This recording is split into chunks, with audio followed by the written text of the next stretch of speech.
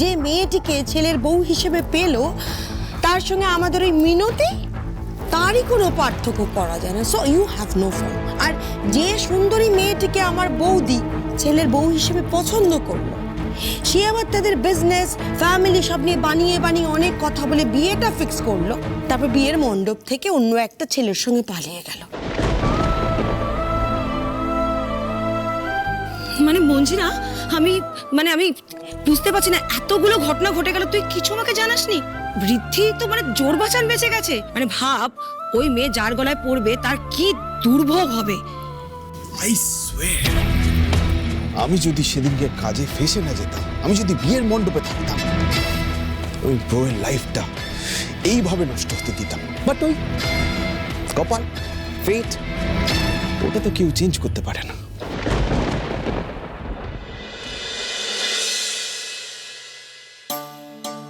Sorry go, please কিছু মনে করো না। মানে আমি না অজান্তেই সব করে ফেলেছি। ইনফ্যাক্ট তোমাকে টাকাও দিতে গেছি। প্লিজ কিছু মনে করো না। না না, আমি কিছু মনে করিনি। আপনাদের তো সত্যিই কোনো দোষ নেই, আপনারা তো কিছুই জানতেন না। আপনি সমস্ত ভুল বোঝাবুঝি ঠিক করে দেওয়ার জন্য সত্যিটা বলে ভালোই করেছেন বড় পিসিমা। তবে আমি যে এই বাড়ির বউ, এই পরিচয়টা আমার সামনে না দিলে ওনারা এতটা অস্বস্তিতে পড়তেন না। ভালো থেকো খড়ি। মানে এত কিছু হওয়ার পরও তুমি যে স্ট্রেট ফরওয়ার্ড হয়ে বিষয়টাকে সামলালে, এটা থেকে সত্যি খুব ভালো লাগছে। সরি বৌদি, তুমি তুমি না আমাদের কথায় কিছু মনে করো না। সরি বলার মতন কিছু হয়নি, কিন্তু আমি সত্যিই কিছু মনে করিনি। আর ঠিকই তো, এই বাড়ির সবার সাজ পোশাকের তুলনায় আমার সাজ পোশাক তো খুবই সাধারণ। আর আজকালকার দিনে মানুষ তো মানুষের বাইরের জাঁকজমকটা দেখেই মানুষকে বিচার করে, তাই না? তবে আমার কি মনে হয় বলো তো, মানুষের পোশাকের জাঁকজমক বা রূপ সেসব না থাকলেও চলে, একটা পরিষ্কার আর সুন্দর মন থাকাটা খুব জরুরি, সেটা গরিব বড়লোক নির্বিশেষে। আসলে টাকা দিয়ে আর যাই হোক একটা বড় মন তো কেনা যায় না, সেটা তো নিজেকেই তৈরি করতে হয়। কেন এখন এখানে দাঁড়িয়ে আছো? Just leave. ওকে এইভাবে বলছিস কেন রে মঞ্জিরা? আরে আফটার অল ও তো ছেলের বউ হয়। আর দেখ তো ওর কত কাটতে আছে, নাহলে আজকালকার দিনে মেয়ে হয়ে কেউ পায়ে হাত দিয়ে প্রণাম করে। আর দেখ না, ঋত্বিকা আর ওকে কি সুন্দর মানিয়েছে। এক্সকিউজ মি আন্টি, উনি আমার মতো নন, আর ঋদ্ধিমান সিংহ রায়ের মতো উনি কোনোদিন হতেও পারবেন না। আমরা তো দুটো আলাদা মানুষ ঋদ্ধিমান বাবু, আমি আপনার মতন হতেই বা যাবো কেন? আমি যেমন আছি একদম ঠিক আছে, আর আপনার মতন আমি হতেও চাই না। আমি শুধু বাস্তবের মাটিতে পা রেখে মাথা উঁচু করে নিজের মতন বাঁচতে চাই, এর থেকে বেশি উচ্চাকাঙ্ক্ষা আমার নেই। আপনারা বসুন, আপনাদের জন্য আমি একটু জলখাবারের ব্যবস্থা করি। এতদিন পর বন্ধুর বাড়ি এসেছেন, শুধু শুধু আমাকে নিয়ে কথা বলে সকালটা নষ্ট করবেন না।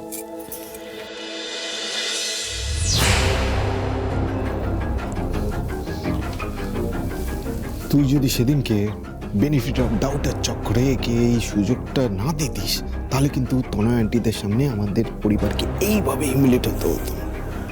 ও কিন্তু ইচ্ছে করে ওদের সামনে এইভাবে এসে তোকে আর বড় মামিকে হিমিলেট করলো, বুঝতে পারলি সেটা?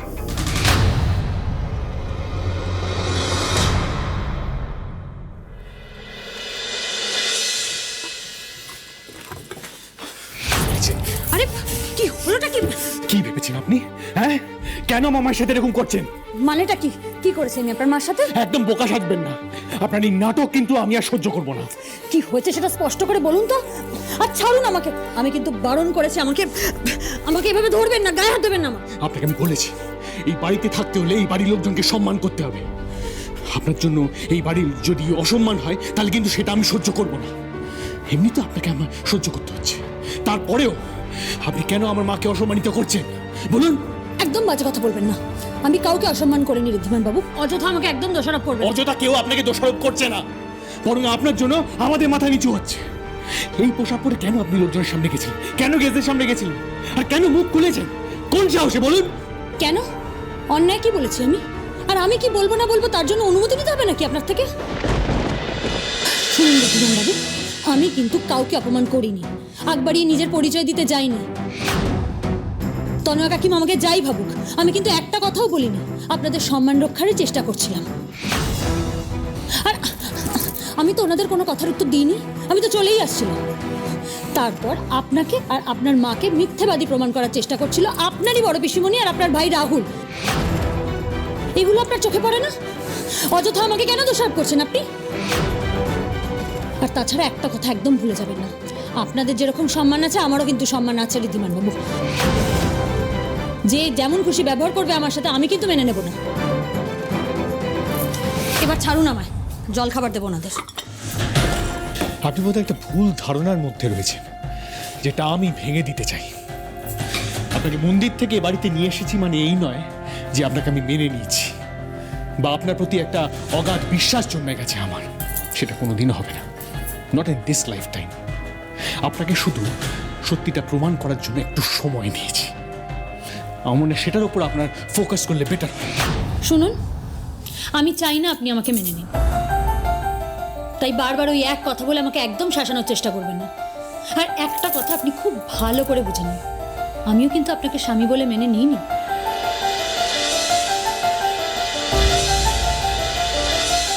আমি এই বাড়িতে আছি তার কারণ এটা নয় যে আপনার জীবনে আমার জায়গা পাকা করব। আমি এই বাড়িতে আছি তার কারণ আমি চাই সত্যিটা আপনার সামনে আসুক। আপনার সামনে সত্যিটা প্রমাণ করাই আমার একমাত্র উদ্দেশ্য। ততদিন আমাকে একটু দয়া করে একা ছেড়ে দিন তো।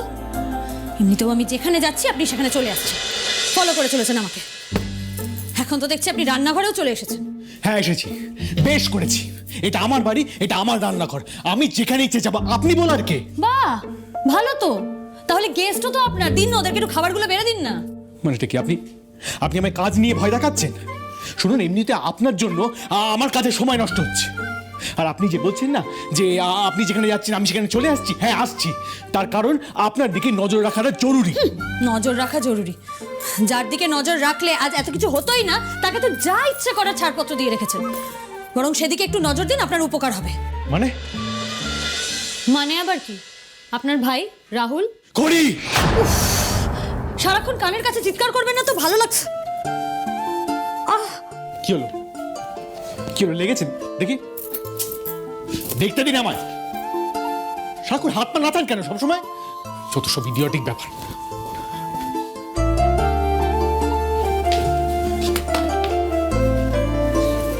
দেখতে দিন। সরবেন না, দেখি। আরে তো হা হা করার মতো কিছু হয়নি।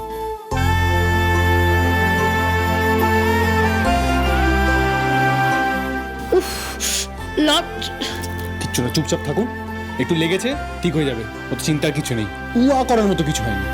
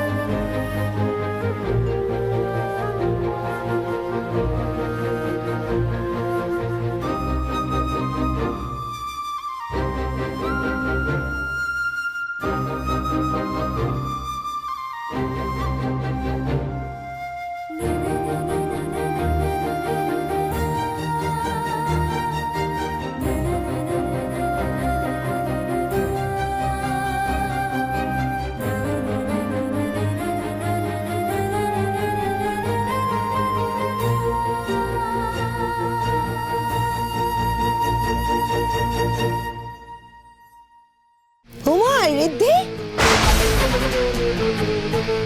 কত বড় গুড নিউজ এনেছে তনয় আমাদের জন্য। তোর ব্রোয়ের বিয়ে হতে চলেছে মিনির সঙ্গে।